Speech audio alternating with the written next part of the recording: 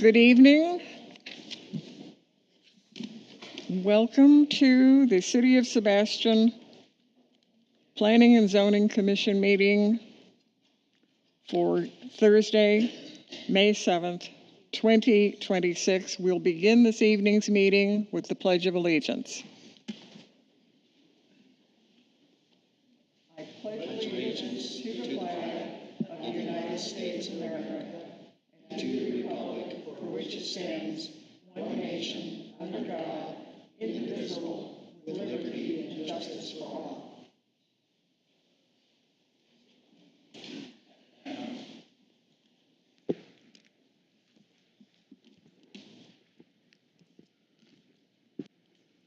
Roll call, please. Mr. Reno? Here. Miss Battles? Here. Mr. Carter? Present. Miss Geezy? Here. Miss Cottenberg? Here. Miss Kinchin is absent tonight. Miss LaRusso is also absent tonight. Mr. Garten? Present. Thank you. Our announcements for this evening, Commissioner Kinchin and LaRusso are excused from tonight's meeting. And our alternate member, Mr. Garten, will be voting in one of their places tonight. I would also like to announce, I'm happy to see so many faces here. One of the best things you can do for your city is to participate in its government. And some of you have perhaps never attended a planning and zoning meeting before, so I'm just going to briefly tell you that you've been asked to sign an oath card if you will be testifying this evening. We need that in order, because this is a legal meeting. We have rules that we need to follow. We need to know who you are because we keep minutes, we keep records. When you come forward to speak, please, if you need to pull the microphone down or push it up a little bit, do that. And the first thing you need to say is your name. If you have a name other than Smith or Jones for a last name, please spell it out so we can keep that up. We also, for our citizens' participation part of the meeting, we allow 3 minutes per person to say whatever it is you have to say. And because this is a business meeting and we have rules to follow, we do enforce the no applause, no cheering, no stomping of feet, no shaking of fists. And again, we are anxious to hear what you have to say. Without, I think I've covered everything in that vein. If not, I'm sure somebody will let me know. Okay, the next item is approval of minutes. The first issue is the minutes for our regular meeting from March 19th, 2026. The committee members have had an opportunity to review the minutes. If none of you have any additions or corrections, we will entertain a motion. Madam Chairman, I'll make a motion that we accept the minutes of March 19th, 2026 for the Planning and Zoning Commission. I'll second that. All in favor? Aye. Any opposed? Hearing none, we'll move on to the minutes from our meeting of April 2nd, 2026. Again, you've had an opportunity to review these minutes. If you have no additions or corrections, we will entertain a motion. I'll make a motion that we accept the minutes excuse me, of April 2nd, 2026 for the Planning and Zoning Commission meeting. I'll second that. All in favor? Aye. Aye. Any opposed? Thank you. Next order of business tonight, and I have to officially open the hearing.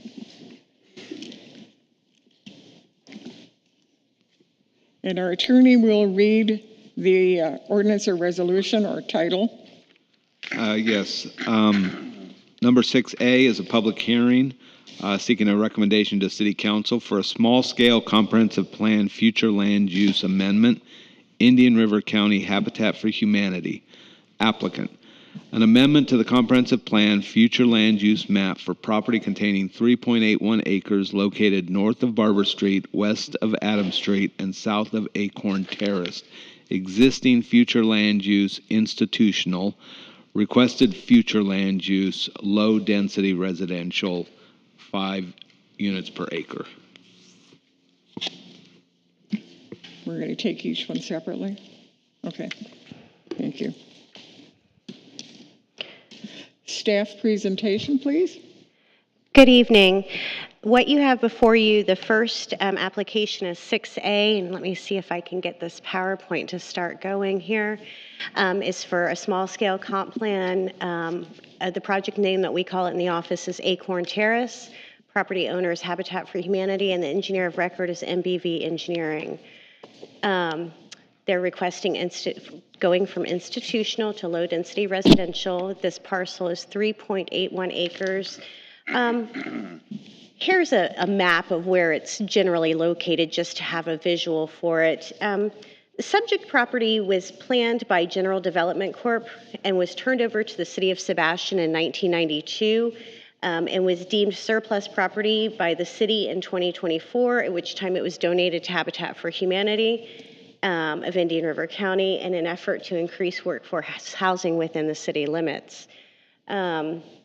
So this is a small-scale request, and it's surrounded by low-density residential on all sides, and it's compatible with the surrounding neighborhood. And with that, I'll have the applicant come up and speak. Okay, thank you.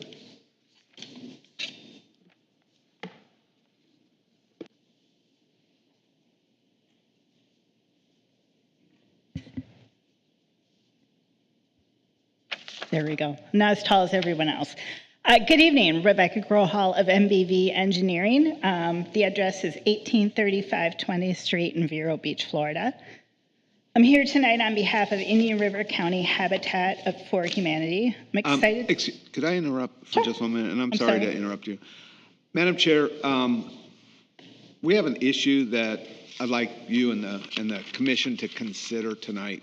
Okay. We have 3 comprehensive plan amendments, followed by 3 rezonings. Yeah. Each rezoning matches a comprehensive plan amendment. It would, and it's on the agenda the way it is, generally because you handle legislative and then you handle quasi-judicial. But for the sake of kind of doing this in a more orderly fashion, I would ask the commission to consider whether you'd want to hear the comprehensive plan and the rezoning of each item separately. We would call them both, we'd swear everybody in, and then you'd have the one public hearing, and then we'd do each motion. You'd do the motion for the comp plan and then the motion for the rezoning, and then we move on to the next piece of property. It would streamline the meeting and not necessitate everyone having to repeat themselves over and over again. But again, this is at the discretion of the commission. And I want to make sure I understand that. We're basically going to do. There's basically three properties at issue tonight. Right. Comp plan, and then rezoning. So instead of taking them like that, I'm suggesting that you could pair them up and do a public hearing for each. That makes sense to me. Okay. Anybody else? I agree. Okay. I move that we take the questions for each piece of property together. So we have three questions before us, each property, two questions. We will do. We'll still need the votes, a vote on comp plan, a vote on rezoning, but we could do the public hearings together. So like right now, if this is what the commission wants, what I would suggest, let me read into the record the rezoning. We swear everybody in, and then we start with the public hearing on items 6A and 7A together. Right. Yeah, I see what you did. Okay, will that satisfy you? Okay, Yeah. great, Okay. great.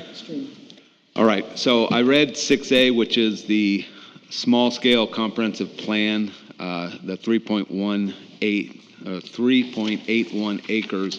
So the companion piece is 7A. It's a public hearing, again, a recommendation to City Council for rezoning that same parcel for the applicant Indian River County Habitat for Humanity. Subject parcel is 3.81 acres, more or less, located north of Barber Street, west of Adams Street, and south of Acorn Terrace. The current zoning is public service, and the requested zoning is RS10, single-family residential. And now, because you're doing the public hearings together, we're going to need to swear everybody in, if they didn't sign an oath card. Okay. So if we could have anyone who wants to speak on 7A, 6A and 7A. If you're a citizen, you signed an oath card, that's fine. The applicant and staff need to raise your hand. Do you solemnly swear or affirm the testimony you give will be the truth, the whole truth, and nothing but the truth? Yes. All right, thank you.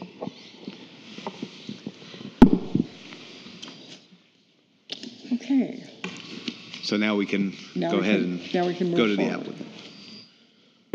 And we'll go, do you want to do the comp plan part of it? So I will speak to the staff's portion of the rezoning. And the applicant has requested to go from public service to RS10 single-family residential, which allows 1 unit per 10,000 square feet, which is just like the surrounding neighborhood. So a lot size will be exactly the same as everything around it. And with that, I would talk to the applicant. Okay, I want to make sure I understood that. Okay. The proposed division of lots will be exactly the same as the surrounding properties. That is correct. Thank you.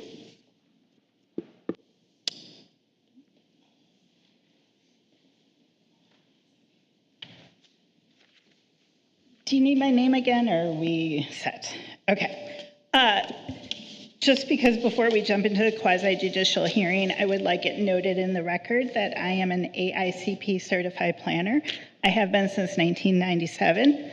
I've had a career spanning actually several decades. It kind of hurts me to say that. Louise is laughing because she remembers when I was the planning director here in Sebastian. So I've worked both in local government as well as the private sector representation. But for tonight, for the land use, we believe that this is going to be a quality development offering single-family homes and lot sizes that reflect the original Sebastian Highlands home sites and reflects all aspects of the low-density residential future land use. And I think there's been a misconception that we're asking for 10 units an acre. That is not the case. This is the same zoning and the same future land use as the area surrounding Acorn. So I'm here tonight to ask your support in approving the land use amendment. We agree with the findings of staff and stand firm that this amendment to the future land use map is consistent, compatible, and not in conflict with the comprehensive plan and its policies. We believe Habitat has worked hard to fulfill the vision of the city that was granted to them when the city deeded these parcels to them to provide for workforce housing. I'm happy to answer any questions you might have, whether it's about the land use or the rezoning. And again, I just ask your support, and I'm here to listen also to the audience and what their concerns are. So, all right, thank you. Thank you.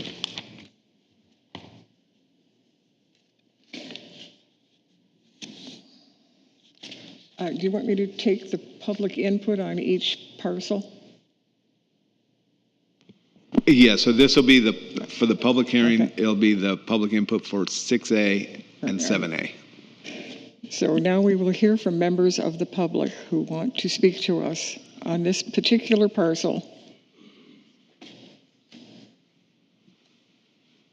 Please come forward.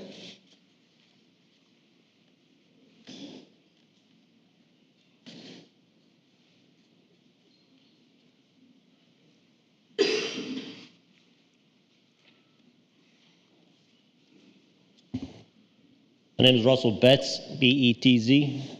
I live at 165 Acorn Terrace. This land, what I was always under the assumption of, and was told from years ago, 30 years ago, that was supposed to be a habitat for the wildlife. Excuse On me. the paper that you sent around. Excuse me, who told you that? Just people in the neighborhood. Okay. Okay. The paper that you sent around said it was, you wanted to zone it for R5 or R10. Now it's R10. You're saying 10 units per acre is No, what the paper no, sir. said that you sent around? So if you do 10 units per acre when the houses are only, you got 4 units per acre. How do you come up with 10 units per acre? And do we have to vote on, or do we get a chance to vote on whether we want any units per acre or not? I understand that. I can clarify. There's, in the city, there's 2 different zoning classifications. One is RM10 and one is RS10. RM is multifamily residential. So that would provide, like condos or apartment complexes. This is RS10, so this is single-family residential, not multifamily residential. So the proposal here is to go RS10. I understand that on social media and stuff, people were saying RM10, meaning 10 units per acre. This is RS10, which would be quarter acre? No, 10,000. Yeah. 10,000 square foot, Yeah. okay.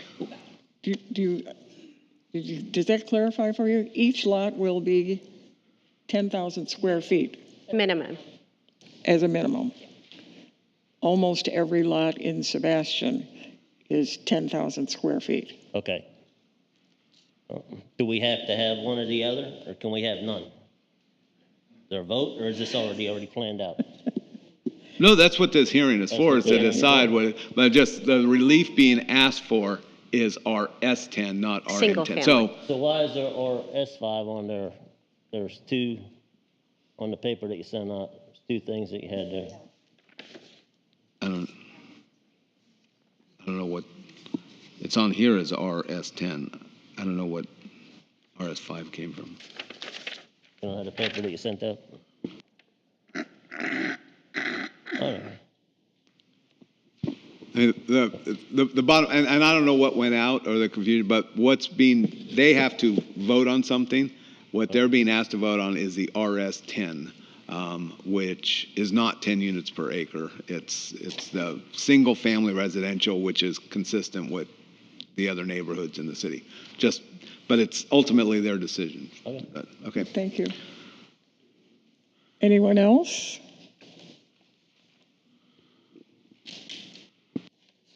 Okay.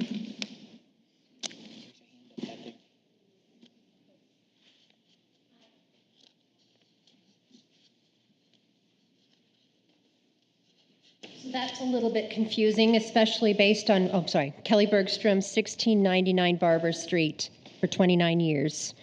I'm sure everyone in here has driven past my home. 29 years ago, when we were purchasing our home, we were told that the lot directly across the street, the wooded lot, was city-owned and slotted to be tennis courts. Fast forward to November 2024, Facebook post, there's been donated to the Habitat for Humanity, no notification to the residents at the time. The property, 3.81 acres, has Habitat putting in 4 single-family homes, so approximately 16 homes was my math, and that'd be about 2 cars per home, so 32 vehicles. And 4 single-family homes, my understanding, is the average Sebastian lot size. We reached out to a realtor, and they said that Habitat has their own HOAs, so to speak, and for these little neighborhoods, based on my personal investigation in current Habitat communities, they don't enforce maintenance. Vehicles park on their lawns. So I'm wondering if the City of Sebastian Code will be enforcing standards. Fast forward to now, we received this letter, which it did say 5, and then it also said RS10. So there's a bit of confusion on that. But I imagine that no matter what you're doing, it's going to be congested as far as traffic. The traffic on Barber has certainly increased in 29 years, and the speed limit at 30 miles an hour is not enforced much more than a mobile sign posting your current speed. The speed limit around that bend of Barber and Skyline is 25 miles an hour, and it's a dangerous blind corner that drivers come to an abrupt halt, and I'm trying to turn into my driveway northbound, and I've had many close calls of being rear-ended. There's also been many vehicles that have hit our mailboxes, the neighbors' mailboxes. Many cars, delivery trucks, and even semi-trucks have missed the turn and ended up in the ditch, or worse, hitting houses. Backing out of my driveway sometimes is next to impossible, and driving forward isn't much better, except that I can gun it to get in front of the cars. During the school year, traffic often backs up between Schumann all the way around the bend to Barber and Skyline. And I understand that this project is happening. My request is that you consider the traffic, consider the amount of vehicles that you're going to be adding to that traffic. And when you allow 5 minutes for the residents to speak about the decisions of cramming these houses into the cost of the property value, would you do it in your own neighborhood? Thank you. Thank you. Thank you. Is there anyone else who wants to speak?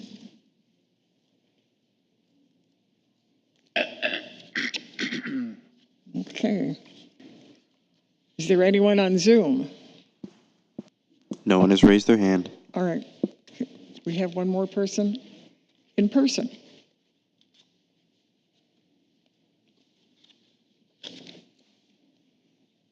Apologize if I do something incorrect. This is the first time at a meeting.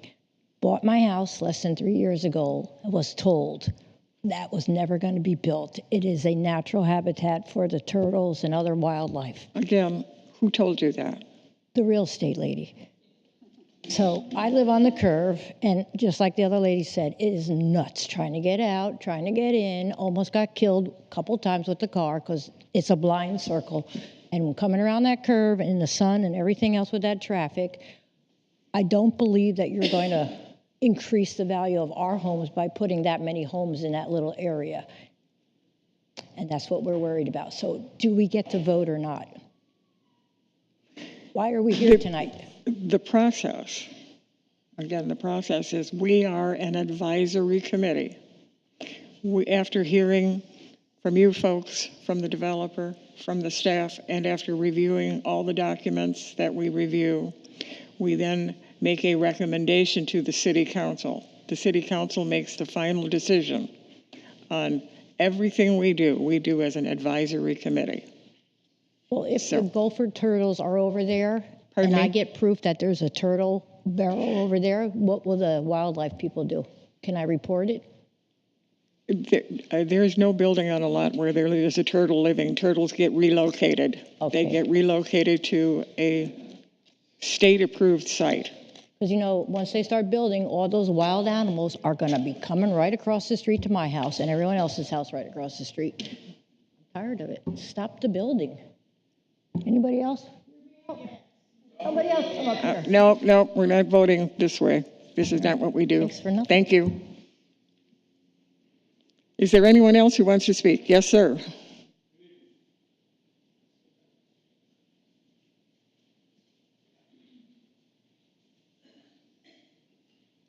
Hi, Sebastian River Landing. I'm sorry. I live in Sebastian River I Landing. did not hear your name. Check. Is this thing working? Can you hear me? I did not hear your name. Glenn Sellis. Okay, thank you. So I drive past this parcel of land every day, and I admire it for its wildness and everything. And like some of the people have said, it is a habitat currently for wildlife. There are other animals that live in the turtle dwellings, such as snakes, rodents, mice, whatever. Everything has a place to live out there, but with the development that you're doing in Sebastian, you're kind of taking away from the reason why many of us live here, for the quiet and solitude. So not to get off point, but there is an acreage with Sebastian Pines, I think, 204 acres. out on 77th that you're building, or annexing rather. And out of the 204 acres, they managed to give us a 2-acre park. Out of 204 acres, they're giving us 2 acres of park. I would think the more suitable size would be 20 acres, because it's going to be like 500 or 600 homes probably in that area. But back to this location here, as the gentleman stated, when he moved in, it was all habitat, and they were advised it was a habitat for animals. So we got to condense the development here into a smaller portion. And as this being a habitat for humanity, I've worked on Habitat for Humanity homes, and I think if this company is located in Vero that's doing this, maybe they should look in Vero Beach somewhere and do the habitat down there. Because there's a lot of property in Oslo and out in 43rd that's vacant and has all the infrastructure down there. So some things to consider. Thank you. And one last thing. So you said it was R10, right? It's RS10 RS10. is the request. Well, the RS10, it's a little confusing because if you're not putting 10 houses on the acre, then why is it called RS10 instead of RS5, RS3 or 2 or whatever you're putting on there? I mean, I don't understand the 10 part of it. If it's not 10 houses per acre, why is it RS10? But thanks for your time. Can you confirm the spelling is S-E-L-L-I-S? S is in Sam, E-L-L-I-S. Okay, thank you. Sure. Okay. Anyone else? Okay. Seeing no one else, I will close the hearing on this particular parcel. And we will now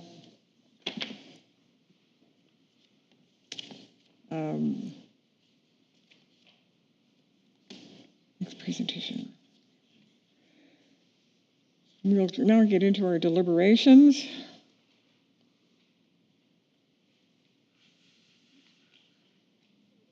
Do you have an additional comments from staff? So I just would like to say that all of the required comprehensive elements have been reviewed and are consistent, and that staff recommends approval.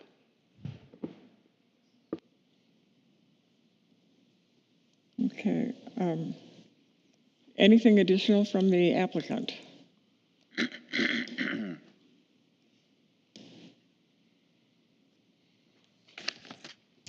Good evening, Madam Chair. I would like to address a couple of comments made. This is not about cramming houses, and there is a need in this community, especially for the workforce that are located here, for good quality homes that they can price into. And that's exactly what Habitat is bringing, and that fulfills the vision that the city had when they deeded these parcels to Habitat for Humanity. I would like to set the record straight.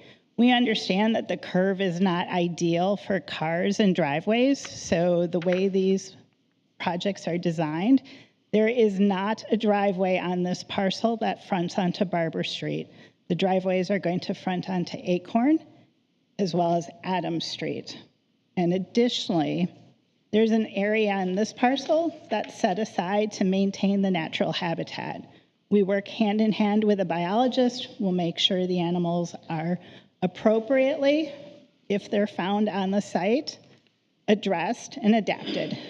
There's no killing gopher tortoises on this project. I just want to be really clear.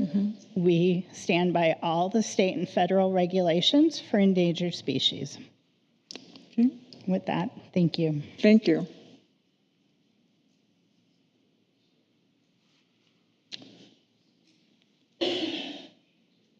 Commissioners' deliberations? Or did I skip something? Yes, I think that this would be the commission deliberations, and I think you could do for both items, but then we'll call the questions individually. All right, thank you. Mr. Carter, any No comments? No comments. Ms. Giese? I appreciate the concern about gopher tortoises. As I remember at one of our meetings, it was presented that there are 3 different things that developers, builders can do to alleviate a loss of gopher tortoises. One of them was relocation. which was something like $3,500 a gopher tortoise. Another one was digging another burrow. There were 3 different ones. And if you go to our wonderful building department, they can look that up for you and give you exactly what is required to make sure those gopher tortoises are protected. I've heard you talking about RM10 being on some sheet of paper you've seen. I wish we knew what that was. And everybody loves their real estate agent, but when you're looking at houses and they tell you something, bless their little hearts. You know, and that's just the way it is. I think this is an answer to our low-income affordable housing for our workers in Sebastian. It's consistent with what is around it. It's not going into a neighborhood with high-rises or anything. It was a good presentation by staff, as always. I think it looks like a good plan that will not disrupt the neighborhoods unduly. Mr. Garton? 2 questions. Number 1, being familiar with Habitat for Humanity, are the future homeowners involved in building the house like was done in vision with Jimmy Carter when he started this?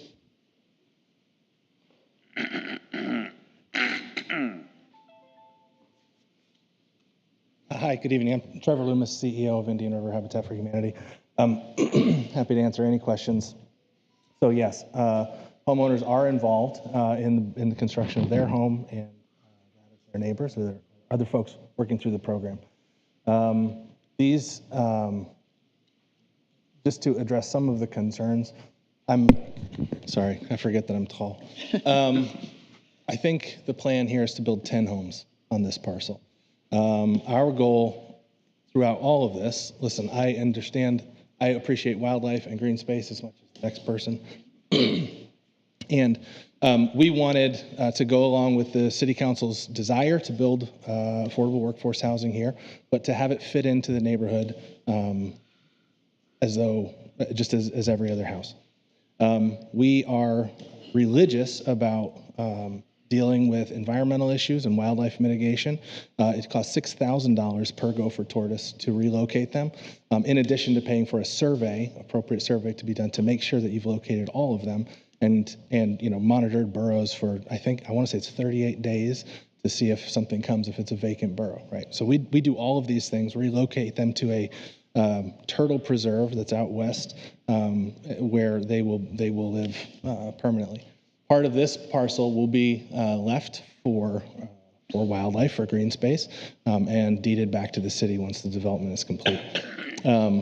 These homes will, in agreement with our contract with the city, and I may get this out of order because I'm not looking at it, but the priority goes to city employees, first responders, teachers, Sebastian residents, and Indian River County residents. We're not building inexpensive homes for more snowbirds to come from New Jersey. We are trying to create safe, decent, affordable housing for people who live and work here and make this community function. We work with our families to ensure that they have an affordable mortgage that they can afford that's less than 30% of their monthly income. These are not free homes. We're not building something that the neighborhood will not be proud of. And we are hopeful that we will build beautiful homes that fit right into the current neighborhood. If folks from the city are interested in seeing what we're building right now, we are building elsewhere in Indian River County. We're building a 14-home neighborhood called Gifford Gardens. That's off 40th Avenue in Gifford. These are 1,500 square foot under air homes, 3 bedrooms, 2 bath with a garage. We build our neighborhoods with 100% native plants and trees to create an investment into the neighborhood. Our goal is to build homes that people can afford. They are sold at appraised value, so they do not negatively affect property values. And in fact, all the data, all of the research shows that that the construction of affordable housing tends to raise property values because it ensures that a neighborhood that everyone who works and lives there can afford to live there. So that's our vision, that's our goal. We have no interest in packing units and negatively affecting traffic. I'm in Sebastian every single day. My children go to school in Sebastian, and so it's a lovely town, and we want to keep it that way. We just want to keep it that way for everybody who lives here. Thank you. Just one more question I have. I noticed that the city doesn't run city sewer out to that parcel.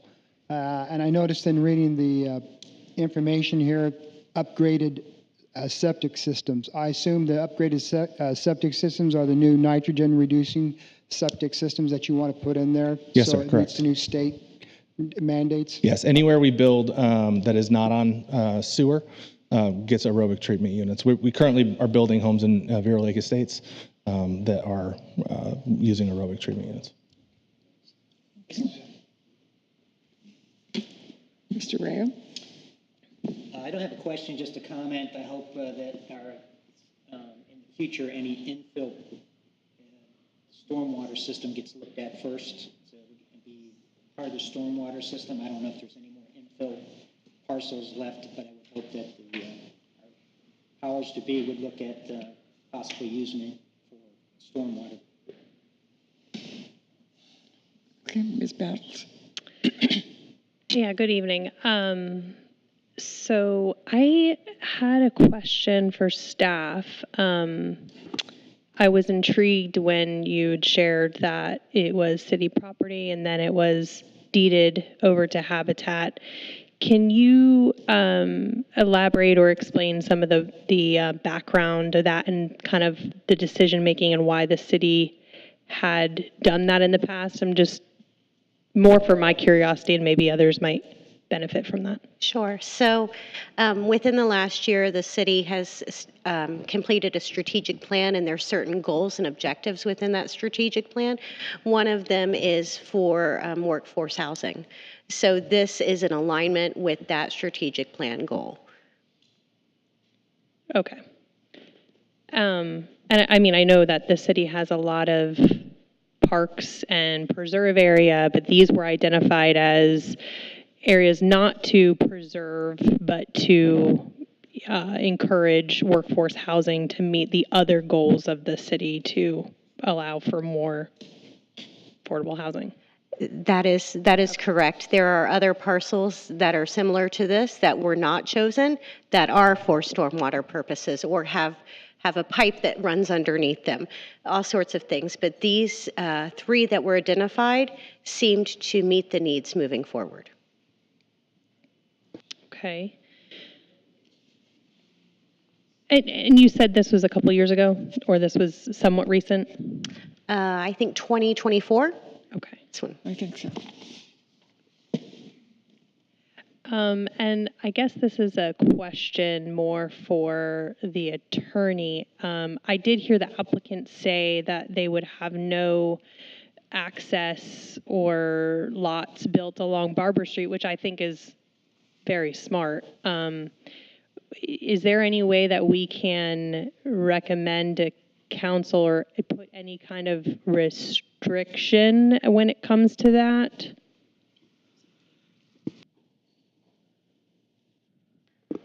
So when this was negotiated to donate to Habitat, it was already agreed upon that there would not be any homes that abutted Barber. So that was already agreed upon with the land.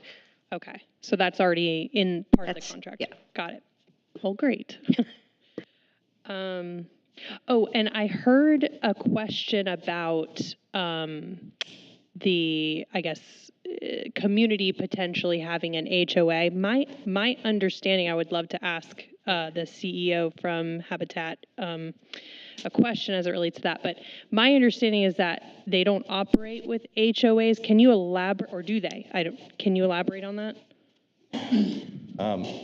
So it depends. In this case, there would be no HOA because these would be essentially built as infill lots, just like all the other builders that are building in Sebastian. When there is an HOA is when development of a piece of property happens and shared maintenance has to occur on that property. So For instance, you take a similar size development in Indian River County, all homes have to be built onto an internal facing road. So that road and any, the green space set aside, stormwater ponds, all of those things that are shared maintenance have to be accounted for somewhere. So an HOA is the mechanism. That's why HOAs are so common here, because the municipalities don't tend to take over the roads and all of those things. So where applicable, we have HOAs. Most of the areas where we would build infill housing or like this, where it fits into an existing plat, there's no HOA. It would obviously fall under city codes and regulations. Yeah. So on that note, then these houses, when sold, they'd be sold individually to individual owners that go through your program and are selected by application, but then that property is deeded to them, and they would just be neighbors of everybody around in the community. Correct. And no HOA. Okay. Okay. Now, I might add to that also that so the residents are selected through a very similar process to that which you or I go to get a mortgage and buy a home. These home buyers are qualified. They are working families with a good income, with good finances. There may have been times 30 years ago when the economy was different, but these days, to afford to buy a $250,000 to $300,000 house, you have to have a good income. The challenge that many people find is that they get mortgage ready, they go out to find a home, and they can't find something on the market that they can afford. And so, as a 501c3 nonprofit, our goal is not to make money on these houses.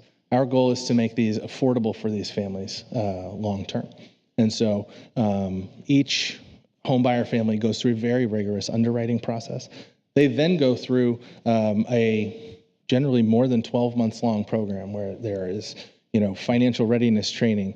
There is classes on being a good neighbor, on home ownership, on home maintenance, on all of these things. And then there's a 300-hour sweat equity requirement where each homebuyer family does volunteer, 300 hours of volunteer work, whether that's construction or in other ways. We give sweat equity for children getting A's in school and things like that. So it is designed as not just a housing program, but it is an opportunity. We allow and encourage those folks who live and work here, who have struggled to attain home ownership and all the opportunity that affords, the chance at the American dream. And that's what it's all about. Okay, I appreciate that. And then, so a couple follow-up questions.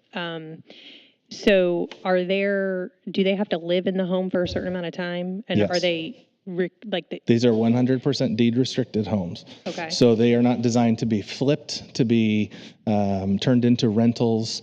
In fact, we have right of first refusal. So anytime a Habitat family chooses to sell their home, whether that's to relocate or whatever, we have the right of first refusal to buy that home back. We've actually done that 7 times this past year, where we take the home back in, give it any renovations that it needs, and then resell it through our program. Okay. And you mentioned 250 to 300. Is that like your Well, we don't know what these will appraise for. Okay. Anywhere between, I think our homes in Vero Lake Estates right now are appraising in the 255 to 260 range. In the south part of the county, we got an appraisal the other day for 287,000. So I don't know. It'll just depend. We'll have to see what they appraise at. Okay. Okay. Done with my questions. Thank you. Thank you. I have a question for staff. The issue of people presuming that a piece of vacant land that they see when they're purchasing a home has a specific use is quite easy to check by just checking the zoning rather than depending on anybody else to tell you what it's going to be, a tennis court or it's going to be a park or a roller rink or golf club, whatever. You can check the zoning. And to that, I would like you, if you could tell me a list maybe a brief list of things which would fall under the current zoning, which is public service.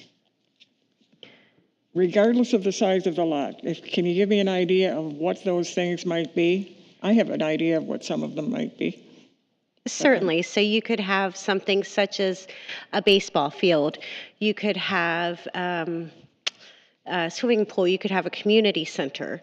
Those sorts of things. Skate park? A what? A skate park? Absolutely. Yeah. Basketball court? 100%. A place to store vehicles that are owned by the city? Public service. Yes. Yeah. Okay. So those are things that could be done under public service. That's correct. Okay. Thank you. I don't have any more comments. So now we've gotten to the place where, yes? If I may, I'm really glad to hear that right of first refusal. That's very important, and I'm glad you're doing that. That's very impressive. Okay, so we have a total of 9.23 acres in what we're going to be discussing tonight. Do the math for me and tell me how many units that is, how many single-family units that would be. So if we're just looking at the first parcel, which is what we're looking at, which is the one off of Barber.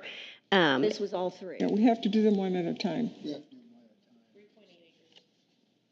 For the 3.81, the max that they could get in there would be 16 homes. But there's certain parameters that would negate that, such as not being able to develop on Barber, making sure you have swales. There's all sorts of other things that come into play with that. Thank you.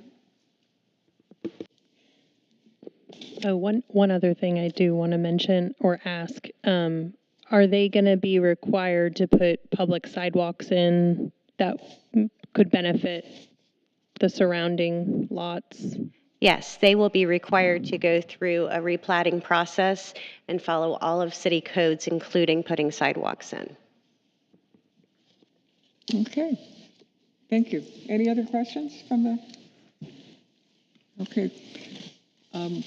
Now we can entertain a motion, and we need two separate motions for this particular parcel. The first motion that we need would be on Part A. Yes, the first one will be for item 6A, the small-scale comprehensive plan future land use map amendment. And the chair is waiting. Madam Chairman, I'll make a motion that we recommend to City Council for 6A, an amendment to the comprehensive plan future land use map for the property containing 3.81 acres located north of Barber Street, west of Adams Street, and south of Acorn Terrace. Existing future use, INST, institutional. Requested future land use, LDR, low density residential, 5 DU acre. Do I hear a second? I'll second it. Okay. Roll call vote, please. Miss Battles? Yes. Mr. Carter? Yes. Miss Geezy? Yes. Miss Cottenberg? Yes. Mr. Reno? Yes. And Mr. Garten? Yes. Motion carries. Part 2. Right, and now for 7A, which is a rezoning of that same property. Okay. Could we have a motion? I'll make a motion that we recommend the rezoning of Indian River County Habitat for Humanity applicant. Subject parcel is 3.81 acres more or less, located north of Barber Street, west of Adams Street, and south of Acorn Terrace. Current zoning, PS Public Service requested zoning RS-10, single-family residential. Do we have a second? I'll second. Okay. Roll call vote, please. Miss Battles? Yes. Mr. Carter? Yes. Miss Geezy? Yes. Miss Cottenberg? Yes. Mr. Reno? Yes. Mr. Garten? Yes. Motion carries. Thank you.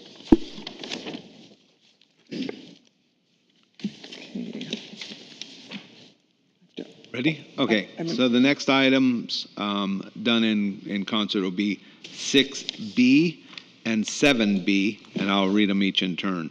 6B is a public hearing for a recommendation to City Council, a small-scale comprehensive plan, future land use map amendment, Indian River County Habitat for Humanity applicant, an amendment to the comprehensive plan, future land use map for property containing 2.93 acres located north of Concha Drive, west of Ocean Cove Street, east and south of Horizon Terrace.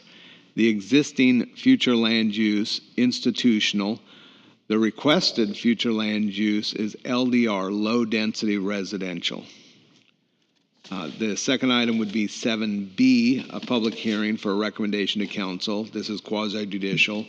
Rezoning Indian River County Habitat for Humanity applicant, the same parcel, subject parcel 2.93 acres, more or less, located north of Concha Drive, west of Ocean Cove Street, east and south of Horizon Terrace. The current zoning is PS, public service, and the requested zoning is RS10, single-family residence. So, again, we'll do one public hearing for both. So anybody who wishes to speak that has not filled out a speaker card, so staff and the applicant, if you could raise your right hand. Do you solemnly swear or affirm the testimony you give to be the truth, the whole truth, and nothing but the truth? Yes. Thank you.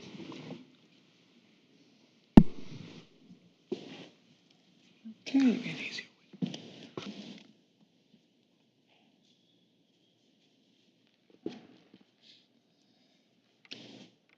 Let's see. We'll start with the applicant, or do you want to start? I will do my staff presentation, which is comparable to the one that we just had.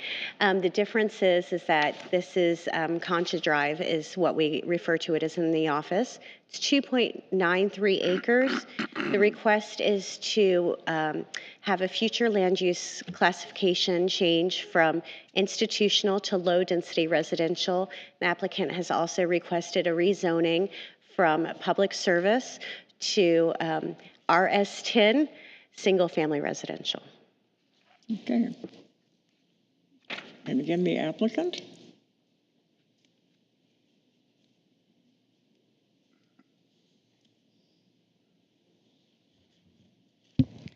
Good evening. For the record, Rebecca Grohall, MBV Engineering. The comments I put into the record for 6A on Acorn remain in effect for this property as well as Concha. We do believe this is going to be a quality development with single-family homes that are going to be consistent with the properties that surround them. The RS10 designation does not mean 10 dwelling units an acre. It does reflect the 10,000 square foot minimum lot size. I know it's confusing. I know a lot of people get hung up on that. And it's not the same in every jurisdiction, which doesn't help. But again, the minimum lot size is 10,000 square feet. It is the same sizes as what are found currently in Sebastian Highlands. I'm here tonight to ask you for support in approving the land use amendment, that the findings of staff are consistent, compatible, and not in conflict with the comprehensive plan. I'm here to answer any questions you might have, whether it's from the board or the audience for this property. Thank you. Thank you. And I think we'll go straight to the audience. Anybody who wants to speak regarding this property, please come forward and identify yourself.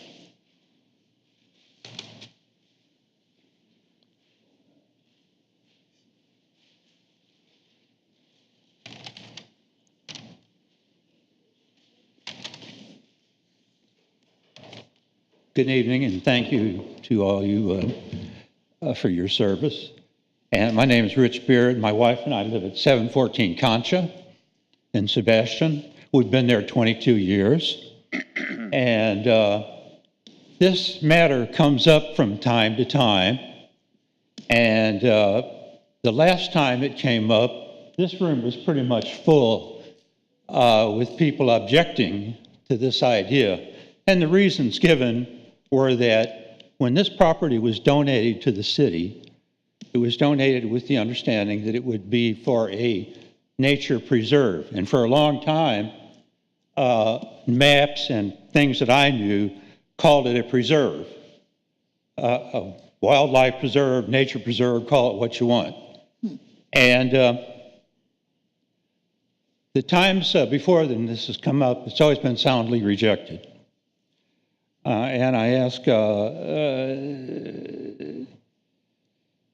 that this, you know, all I'm saying is, why the push to convert this valuable piece of preserve to low-income housing? Have you considered all of us that live around it, not only on Contra, but on Horizon and all up and down? I mean,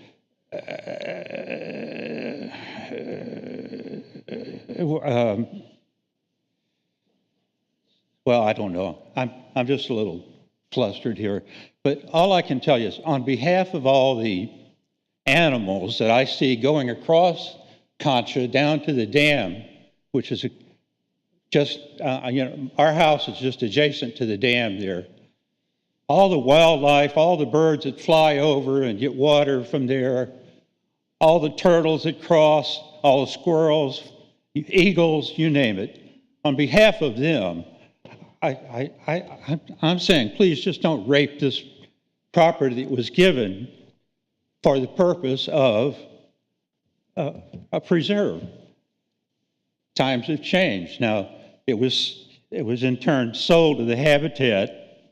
I wasn't involved, or I wasn't around when that happened, or I would have had a say in that. But I don't know, you know, I don't know how else to say it. But I'm just saying, I think it would be an outrage to damage this property in this way. And I thank you for your patience, and thank you, sir. Sorry if I seem pushy. That's okay. But it's important. That's okay. Please hold your applause. Thank you. Anybody else? Please come forward.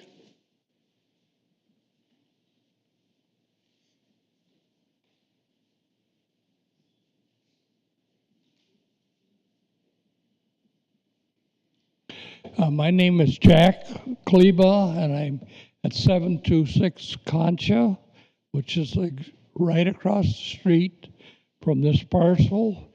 And we've been here 35 years, so I'm kind of an old timer. And like a lot of our neighbors at that time, oh, that will someday be a park or whatever because the city owns it. And now I know progress, and I'm going to say none of you folks live across these parcels, so I don't think you really care. That's my opinion. Now, in our block, we have 2 Airbnb rentals. You know what an Airbnb is? It's like a Holiday Inn. We never know who's coming to our neighbor's house, which is right next door. Kids running around our yard, people driving bicycles, drunk, and fall in the ditch. If you see across from Concha, on that parcel, there's a big ditch. They drive in there. Oh, sometimes family reunions. Maybe you don't know what an Airbnb is, but I tell you, it's not pleasant. So 2 Airbnbs and a rental, and now you want to put something like this in? how many driveways are we gonna have out of? It's not very big this way, and then it goes around that little curve there. So 15 homes, that mean I'm gonna have 15 driveways, 10 of them on Concha? And you know, Concha is not a little side street anymore. It's almost like as bad as Barber Street. Not quite yet, but it is the main drag. So you folks up there have the power to recommend to the city council, no, N-O. Thank you. Thank you, sir.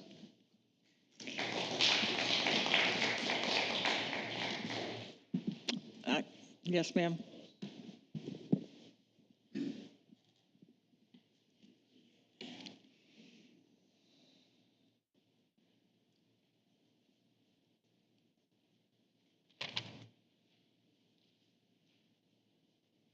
Hi, I'm Carol Craigle, and I live directly across from the property at 722 Concha Drive.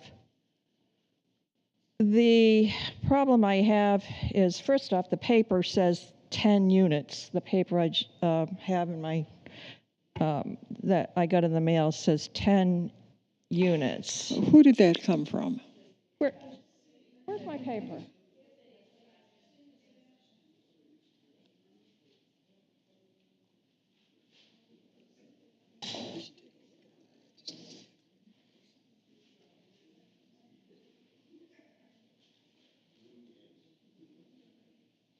It says 0.2605, an ordinance of the City of Sebastian, Florida, approving a rezoning to change the zoning designation from public service to RS10, parentheses, residential single family up to 10 dwelling units per acre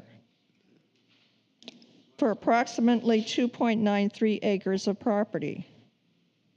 That's why I'm here. Why would it be 10 units per Who mailed acre? that to, I mean, who is that from? The city. Okay, Madam Chair, if I may, just like with the last item, just to clarify, what matters is what the relief is being sought here. What's being sought here is RS10.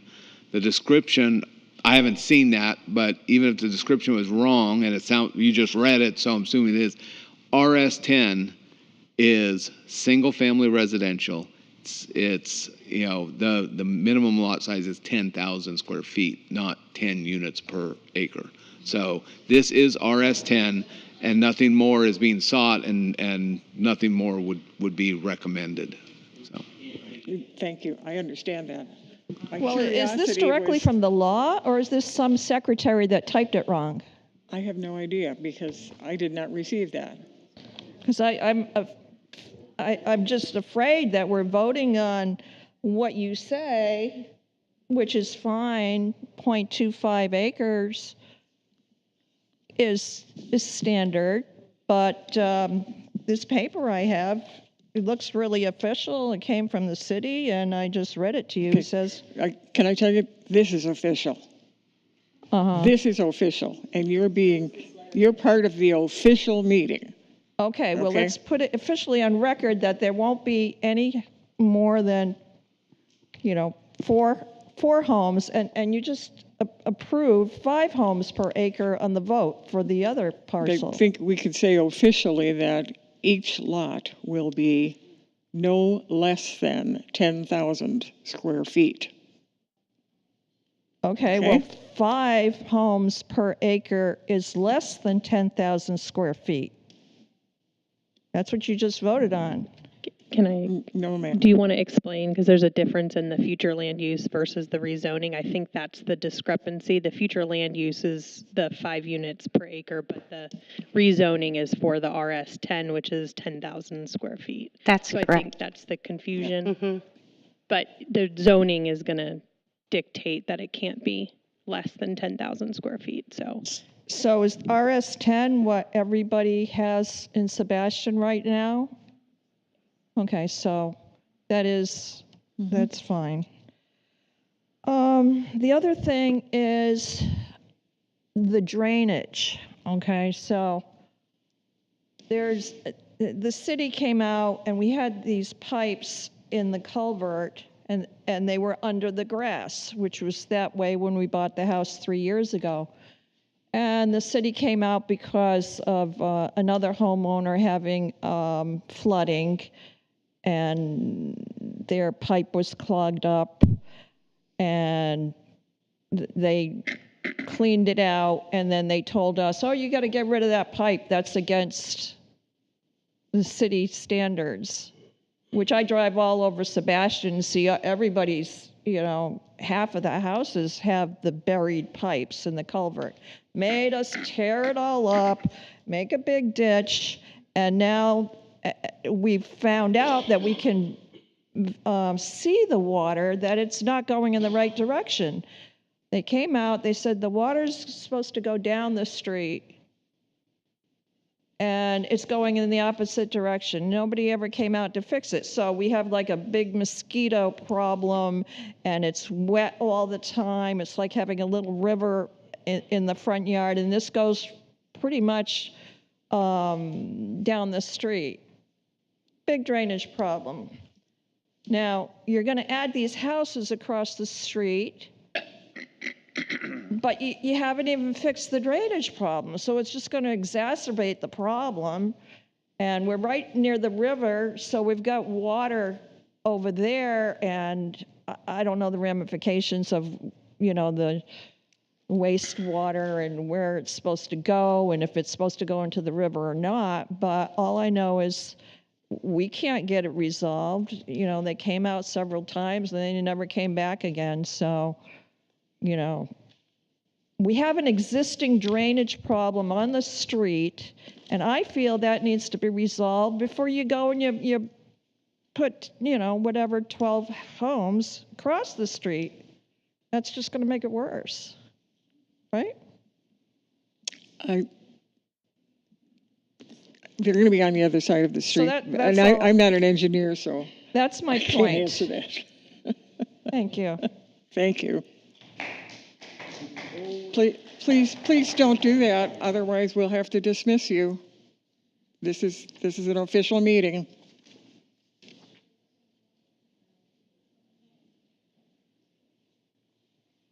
Hello, my name is Jerica Magdaleno, and I live on Horizon Terrace, directly across from this parcel. Actually, I don't know if a lot of people know, but back in 2023, our Governor DeSantis came up with a program specifically for Habitat for Humanity to offer more parcels of land. And so Indian River County looked at it as a whole, and Sebastian does not have any, or didn't have any available at the time. So I think that's why these were donated. Now, do I understand that there's a need for affordable housing? Absolutely. Do I agree that it is this specific location? No. The letter that we received in the mail is rezoning for RS10. It specifically says on the paper up to 10 homes per acre. Now, if you look at the other block there, that's larger than this property, there's not 29 homes. So if you, from what it originally was, LDR to RS5, would be give or take 12 to 13 homes. That would fit the scope of the neighborhood. But going to RS10, which again, specifically in the letter that everyone received, says 10 homes per acre. How can we make it any clearer than saying 10 homes per acre, but the city has a requirement? So why would the city? The city has a send that to requirement us? that no lot can be smaller than 10,000 square feet. And I understand that they say they're not trying to cram the homes in and whatnot, but if you go to any of these neighborhoods, there are problems once you first come in. One, which was noted earlier, is parking. There's usually 3 to 4 cars per family. And yes, they do park on the side of the road, they park across the lawn, they park everywhere. So if you have that many driveways in this circular area, it's gonna cause a problem with the parking issues. Like the lady before me said, we have a drainage issue already. Has there been surveys to the traffic? Has there will been be. surveys for the stormwater drainage? Because that's a big problem. We have a lot of flooding in this area. So again, whether it be however many homes, 12, 13, but then in this letter that we received, it specifically says up to 10 homes per acre. I understand what you're saying, that the lot size, but why would we receive that letter with that in parentheses specifically stating that? I cannot answer that question. And if we received it, why don't you have it, is the other question I have. We don't get a copy of the letter that goes out. And by law, they have to send that to us. So again, why would it be in the letter? Thank you. Okay. Anybody else? Anybody on Zoom? No one has raised their hand. Thank you.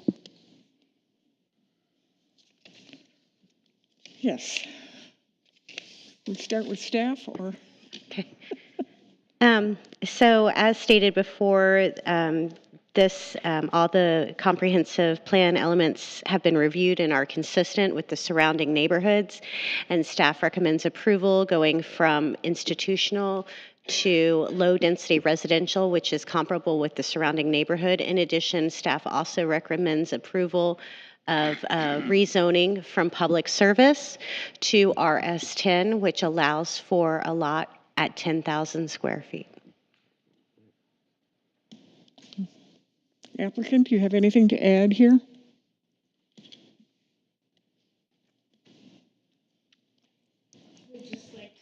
Enter into the record as a finding of fact that the plat does not reflect this as a park. I understand it's been green and serves as a passive park for area residents, but it was never dedicated that way, and there's no record of that. So again, this is just trying to move forward, and RS10 does not mean 10 units an acre. I don't think I can say that enough times tonight. It means a minimum of 10,000 square foot lot sizes, which is exactly the same as the lots that surround this park. Thank you. Okay.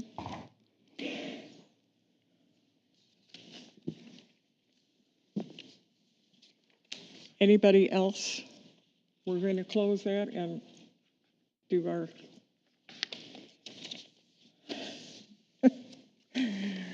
Madam Chair, I'll make a motion that we make a recommendation to Wait a city. minute.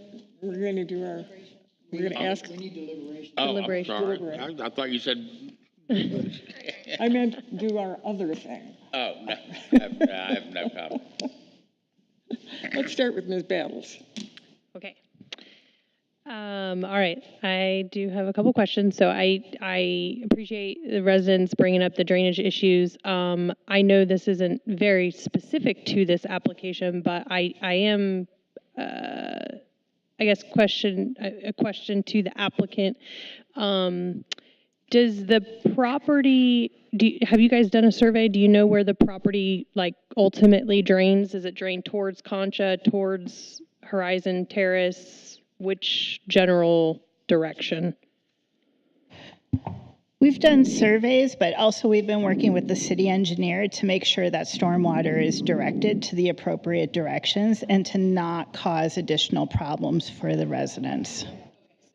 That was kind of where I was going with my next question. So if this property ultimately drains towards Concha Drive historically right now, right? Like historically, if that's where it drains, theoretically then in the proposed condition, you would drain to Concha as well. It can be regraded to drain in the most appropriate direction. And clearly, like once we get past this stage, our next step is, and we've met a couple of times with the city engineer to talk about stormwater.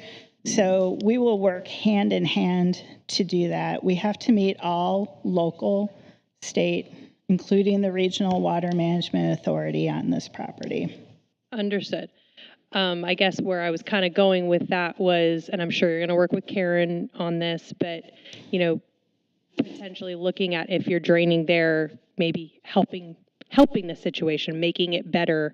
Obviously, I know you wouldn't make it worse because you're not allowed to by, you know, when you go through your water management district permits. But I guess, you know, I'm just looking, maybe there's an opportunity there. So I think there's definitely an opportunity, and we're happy to work with the city engineer to help resolve issues. And hopefully, concurrently, the city will come in.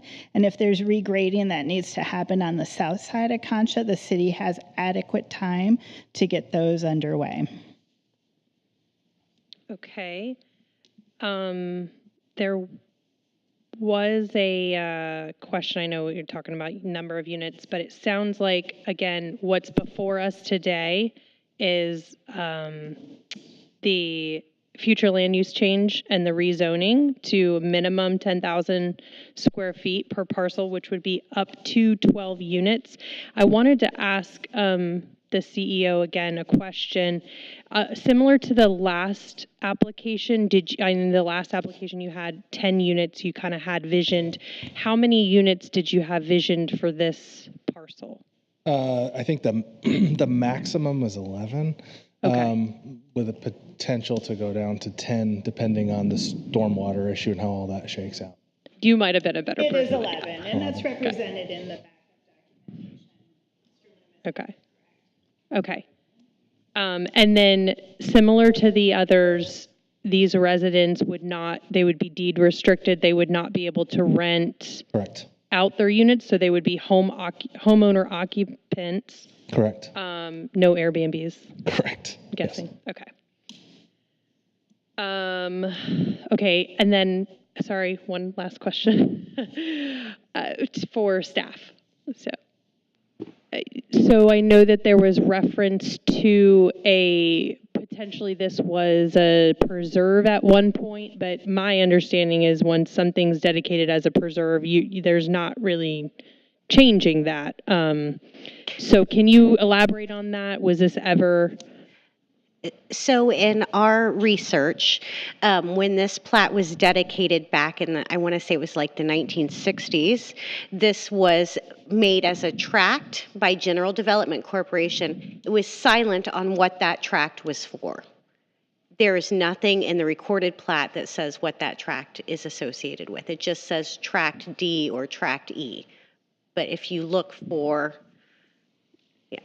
There was no restrictions or anything placed on the parcel? No. Okay. And then also, just to add to that, just for information, property, General Development, which later became Atlantic Gulf Communities, that whole corporation, which did a number of communities, Palm Bay, Port St. Lucie, Northport, Cape Coral, they went bankrupt. And the cities that they had built pretty much had the property turned over to them from the bankruptcy court because everything went to the bankruptcy trustee. So looking at the county records, this came into the city's possession in 1992, not through purchase or any kind of agreement with General Development, but it came through the bankruptcy trustee that transferred this property. And again, we're not the only city. I was the city attorney in both Palm Bay and Port St. Lucie, and both of those cities had a lot of property, transferred to them too by the bankruptcy court. So I appreciate that background. I haven't been a city resident for as long as everybody here, but at least 12 years. So, but I had not known that history. So appreciate that. So in that case, it was just this larger piece of property that wasn't platted, and they then gave these pieces to the city at that point during bankruptcy, basically. Okay. No more questions. Thank you. Mr. Rea? No question. Mr. Card? Just one question. We earlier discussed about how the housing, the driveways will be facing on Acorn Terrace. I guess I could address this to the staff. As far as the development on this one, how is the driveways going to be facing? Is it going to mean increased traffic for Contra Drive, or how are the homes going to be? that has not been established yet.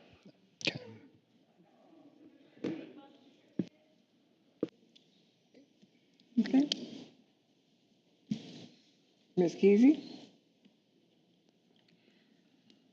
I guess I'm belaboring the point, but I'm concerned about this letter that y'all got.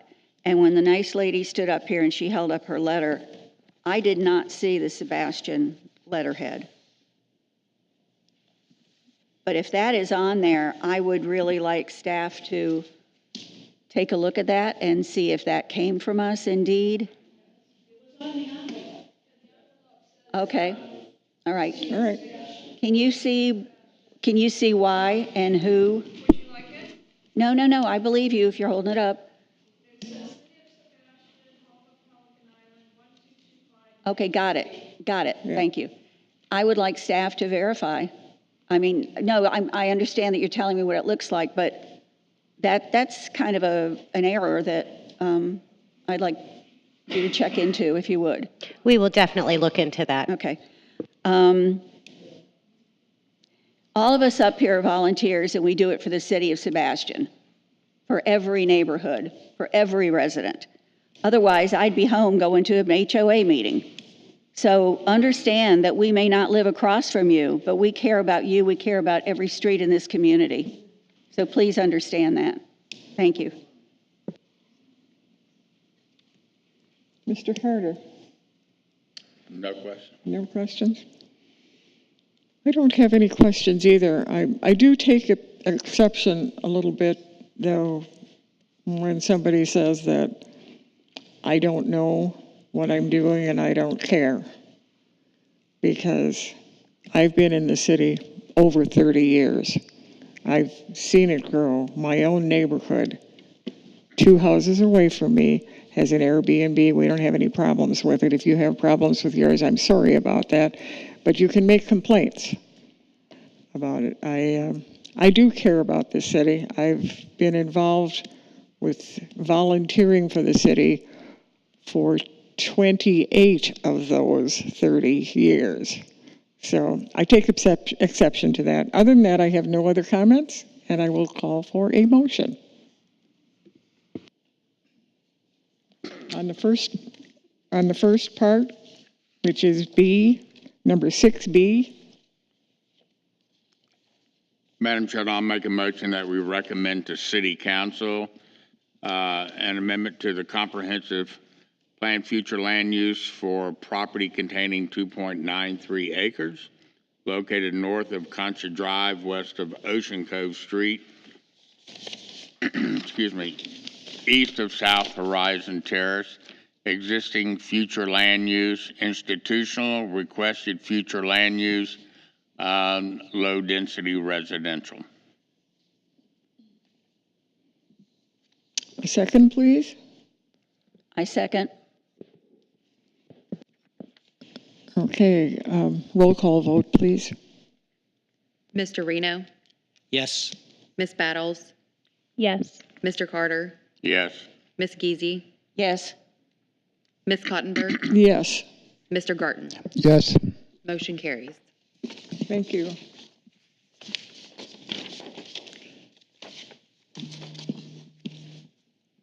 Now we will move.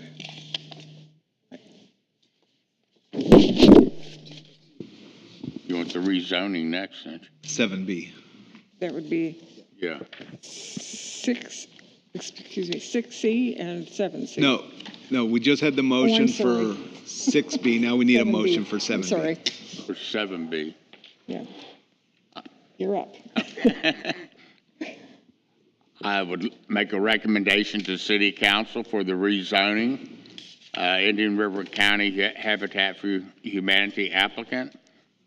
Subject parcel is 2.93 acres more or less, located north of Concha Drive, west of Ocean Cove Street, east and south of Horizon Terrace. Current zoning, public service, PS Public Service. Requested zoning RS10, single family residential. Do we have a second? I'll second. Thank you. Roll call vote, please. Mr. Reno? Yes. Ms. Battles? Yes. Mr. Carter?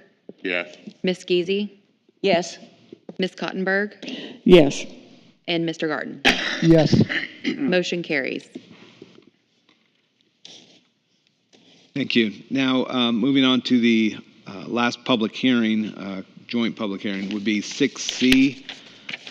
Public hearing, recommendation to City Council for a small-scale comprehensive plan, future land use map amendment, Indian River County Habitat for Humanity applicant. An amendment to the comprehensive plan, future land use map for property containing 2.49 acres located north of Tuxedo Terrace, west of Claremont Street, and south of Surrey Terrace. Existing future land use is institutional. The requested future land use is LDR, low-density residential.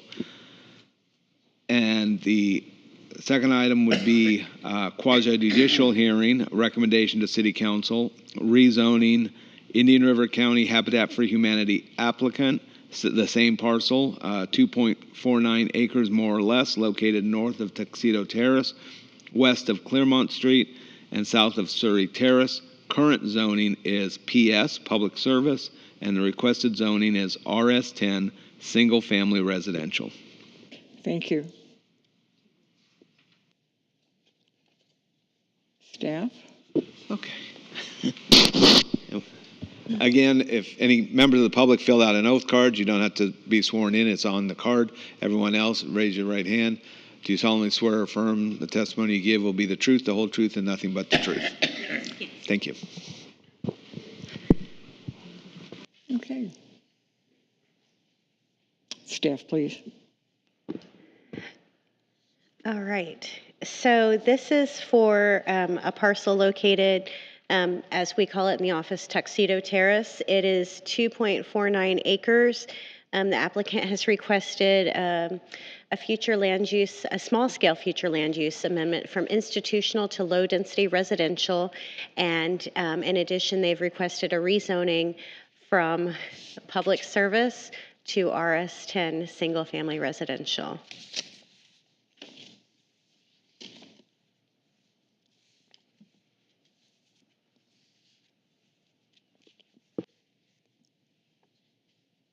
Okay, thank you.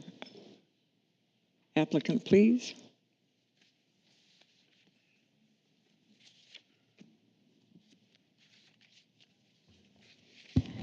Good evening.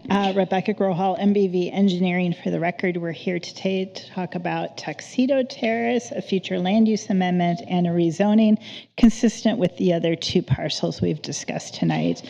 All the comments I've entered into the record tonight stand for this, and I'm here to answer any questions the board might have or questions from the public. Thank you. Thank you. Any members of the public who wish to speak, come forward and identify yourself. Good evening. I'm Veronica Landau. That's L-A-N as in November, D as in Delta, A-U. I live at 1150 Claremont Street. I'm concerned about the development and rezoning due to neighborhood stormwater capacity and historical evidence that the site previously functioned as a lake or drainage feature. I have an exhibit showing the parcel as a lake.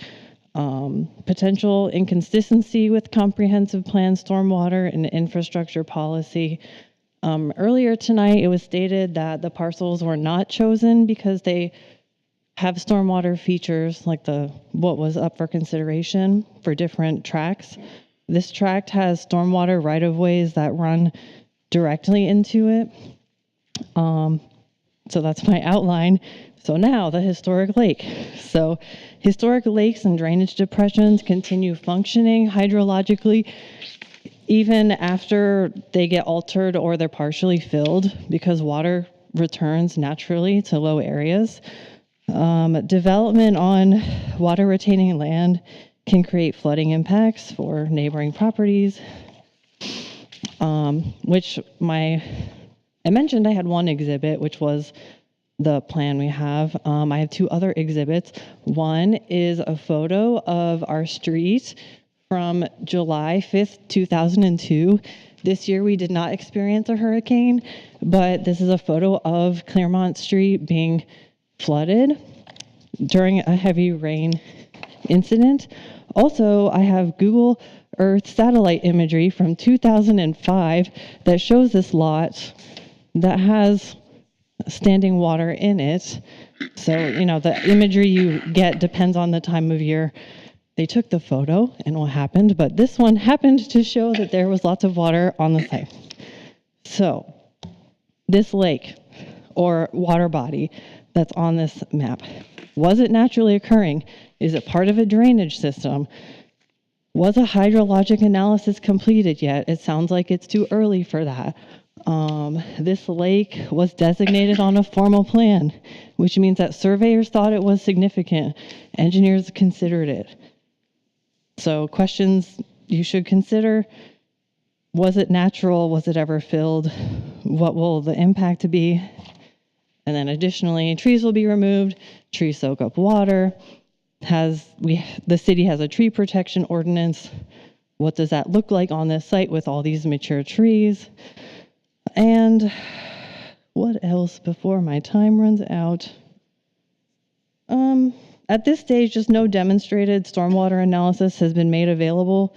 Approving the land use change would be premature. I recommend denial or a pause until these items are addressed. That is all. Thank you.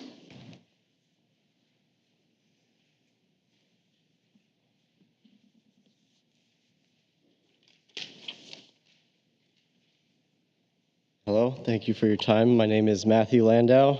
I also live at 1150 Clearmont. We moved in May of 2025. I would like to start off by saying I am not opposed to affordable housing or Habitat for Humanity. My primary concern is obviously with the Tuxedo Terrace parcel, but some of my comments may also apply to the other parcels, even though we've already moved past them.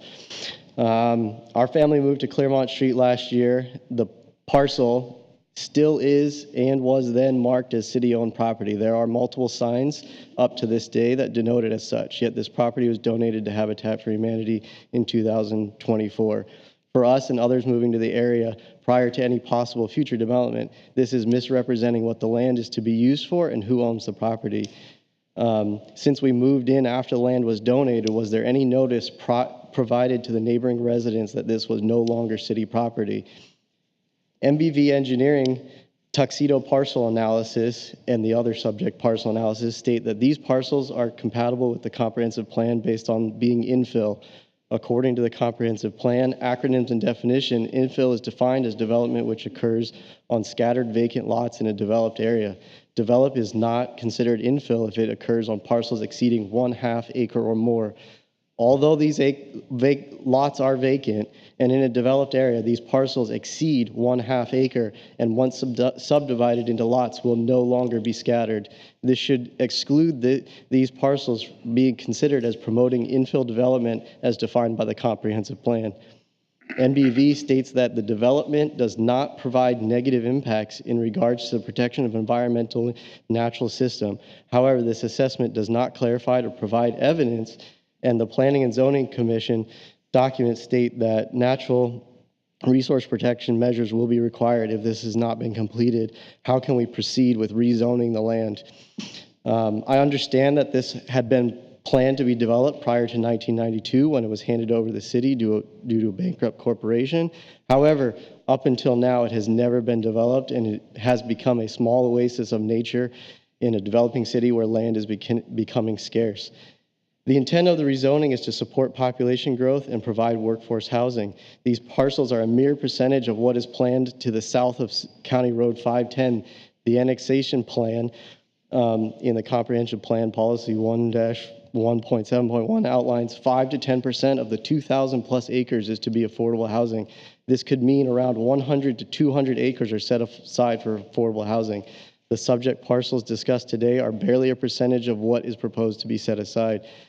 The comprehensive plan states the city is near full build out. Why are we trying to race towards full build out when an annexation plan and expansion of the city is in effect?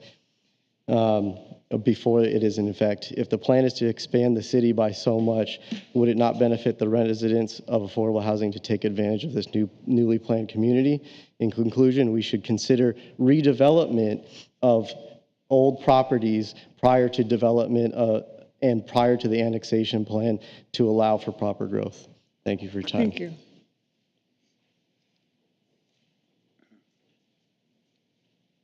Anyone else? Yes.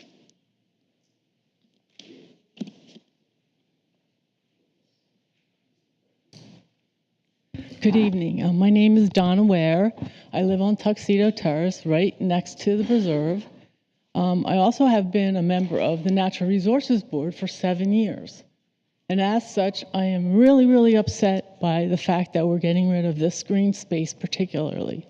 Not just because I live there, but because it was part of our plans for green space connections throughout the city.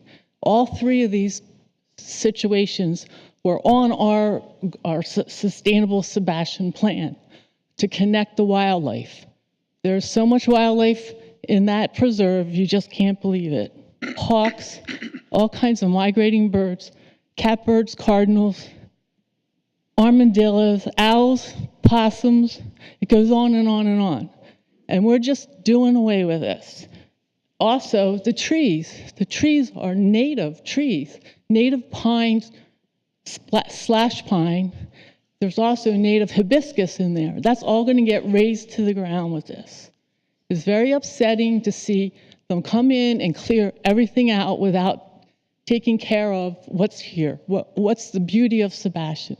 What's sustainable? What's sustainable out of this? I don't understand. I don't understand where you're going. Thank you. Thank you.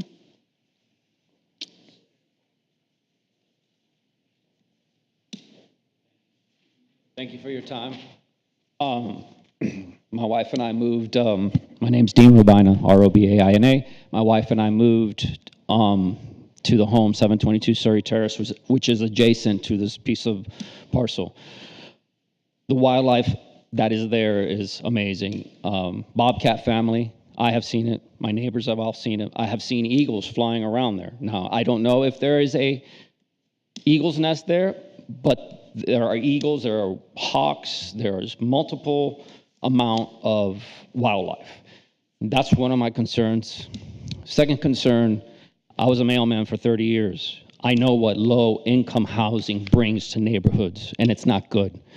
I don't have anything against people that need lower income housing. I understand that. I came from a family that was lower income. But you're talking about the value of these homes that are surrounding this area are going to decline. We just paid with $385,000 for our home. What's going to happen? What's going to happen to us? I'm retired. I just retired 30 years of the Postal Service.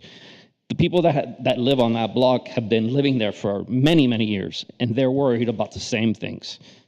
The value of our homes are just going to plummet. And I hate to say it, and I don't want to sound rude and crude to people that make less money, but I see what happens when you have lower income housing come to a neighborhood, only because I've seen it firsthand.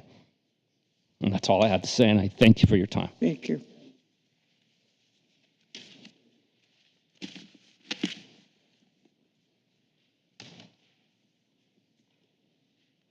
Outside is cold in here. Is there a button? No. It's on. It's on. Okay, Jim Thomas, 743 Surrey Terrace. I've been there 4 years. Unfortunately, the real estate agent right on the listing sheet said never to be built upon. On the listing sheet, I even have a copy of it. Now, who could be responsible for that? Can I go after the real estate? I don't know. But anyways, our property values are definitely going down. My equity in the home, I've worked hard all my life. I've done everything right. And yet, people who don't even live there, you're not going to be affected by any of this. We are.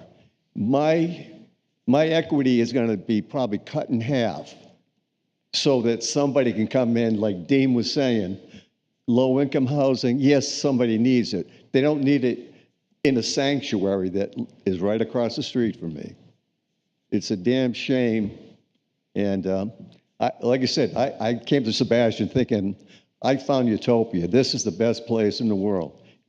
It was until all this is happening. We don't need this housing. It's going to tear our, like I said, it's financially going to destroy us. Like I said, I've done everything, and yet, how can the committee get together and say, this is going to happen? Is it a done deal? Can you tell me that? It's not a done deal until the city council. Well, you hears know it. darn right well it's going to be a done deal because money talks, BS walks. And as far as I'm concerned, somebody's going to follow the money. And I do have someone who will follow the money. Good, please do. Yeah. Yeah, do that. Thank you. Yeah, something's wrong. Something's wrong. We're giving away precious reserves for what? So that they can ruin our neighborhoods and take our equity from us? Something's wrong. Sorry. Thanks for your time. Anybody else? Anybody on Zoom? No one has raised their hand. Thank you.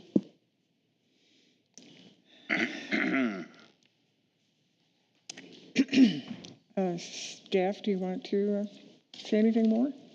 So just that, this application has been reviewed in accordance with the comprehensive plan and is consistent with our comprehensive plan, and staff recommends approval for this as well as for the rezoning.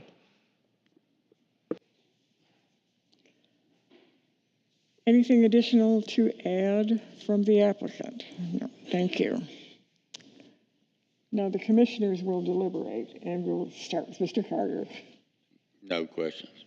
Ms. Giese.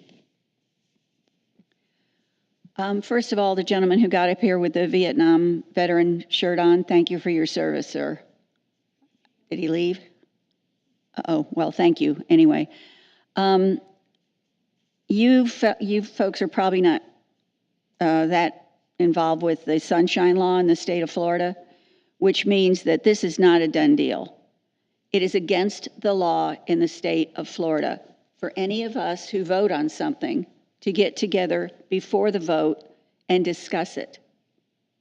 One of our commissioners, former commissioners, didn't follow the law and spent time in jail because he violated Sunshine and talked to his peers before votes were taken.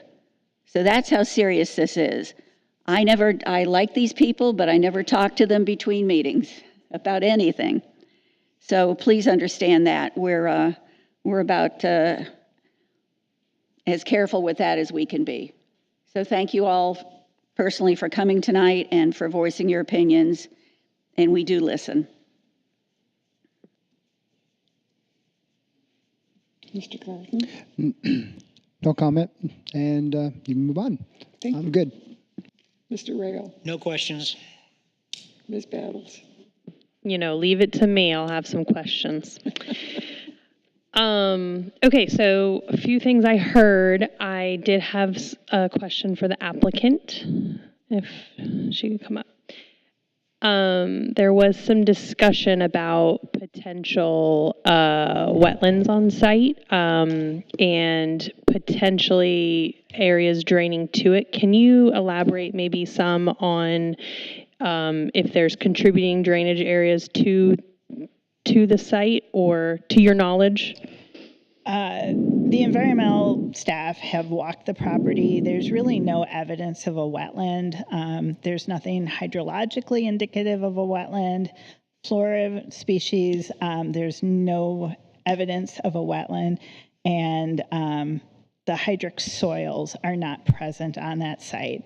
Honestly, I've lived in this community a very long time, and I can show you areas all across this county that have flooded from time to time in hurricanes. It's just an unfortunate thing that happens. If there is a wetland, because we will continue looking at that, the wetland will be measured, it'll be graded, and we'll work through the process with the Regional Water Authority to make sure that that wetland, if necessary, is preserved If it's a wetland, I will tell you hydrologically it's been cut off from everything else, which is probably why there's not really evidence that it was a wetland or that it was ever a lake at any point in time. But yes, just like the other properties, we'll work with the city engineer. We'll follow all local, regional, state regulations. Okay, and can you explain for a lot of others in the room, because, you know, you and I understand this process, but if there is contributing area that is draining currently to the property, what would be your process to make sure you're not impacting, cutting off drainage and making it worse for the neighbors? That's all done through the stormwater calculations. We look at all the elevations, we look at all the topology naturally occurring. There's a series of calculations that get done, and again, we work hand in hand with the city engineer. It's, you know, because it hasn't been developed at the same pace as the areas around it, probably is a little bit lower, it probably needs to be graded out, so that is not a problem for holding water. And I'm not sure if I answered your question, so if I missed it, let's just feel free to repeat the question for me. No, you answered it. That's fine. Okay. My other question just came up. A gentleman spoke, and I think this is more directed to staff, so this question, so appreciate your time. Thank you. A gentleman had come up and talked about the comp plan defining infill as a half-acre lot. I just wanted clarification on that, just for my. Do you happen to? I don't have the comp plan memorized. Yeah, sure. But when we look at things like future land use, we look at compatible and surrounding uses. Yeah. So the request to have it be compatible with what is next door is in alignment with our comprehensive plan. Sure. Okay. And I mean, I think relatively speaking, the definition doesn't, I mean, it would not sway me one way or the other, but I'm more just curious as to that being defined as infill, because in my mind, this is infill. I mean, it's clearly surrounded by other homes at the same size like the others are. So I thought it was curious and, you know, a good point he brought up. I wasn't sure if it was half acre or what, but that is all. Okay, thank you. I just have to say two things. One of the people who spoke indicated that the people who need some help obtaining their first home should wait until that 2,000 acre parcel gets in. And I think you're talking about maybe 10 to 15 years before that gets to that point. And these people need homes now. They work in our city. They give us service. They deserve to live here. When we use a term that has negative connotation like low-income housing, that's not exactly what we're talking about here. We're not talking about low-income housing. We're talking about an opportunity to obtain your first home, grow an investment in it for people who are paid a decent wage and have a good credit rating and have been schooled on how to take care of a property. And we are soon going to be running into problems as an older community, and I am one, part of it. I end up hiring more and more people to do more and more things at my home. And some of you may have noticed that gasoline is real expensive right now. And I know a number of businesses who have lost employees because they can no longer afford a drive to come and serve our city. Maybe not our city employees, but it has hurt the market. There was also a suggestion that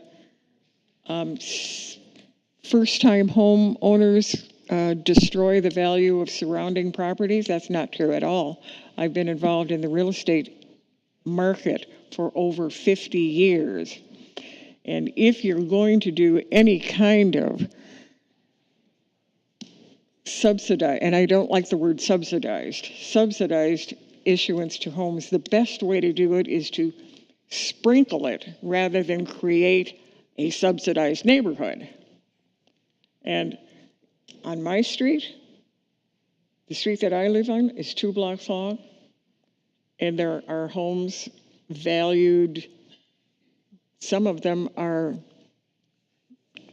$100 to $200 more expensive than some of the others, and they're all good neighbors, and they all take care of their property, and it's a good neighborhood to live in. It's a diverse neighborhood.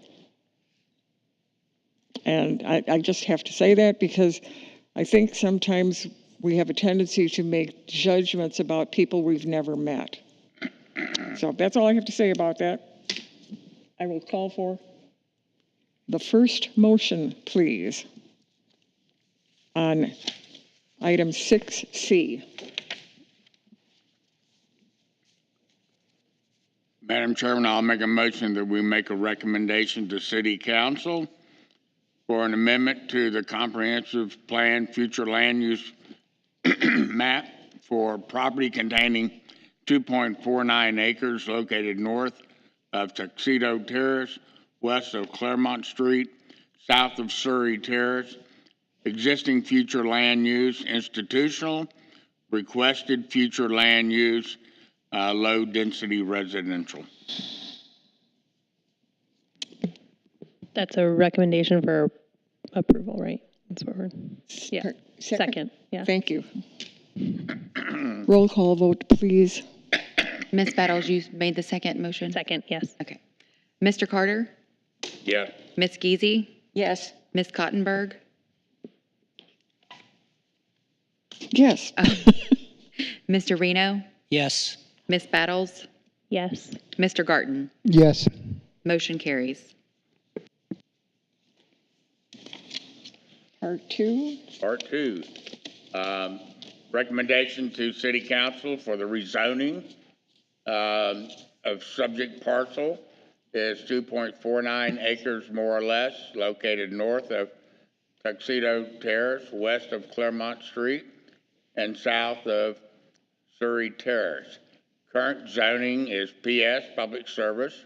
Requested zoning RS 10, Single Family Residential. Do we have a second for the motion?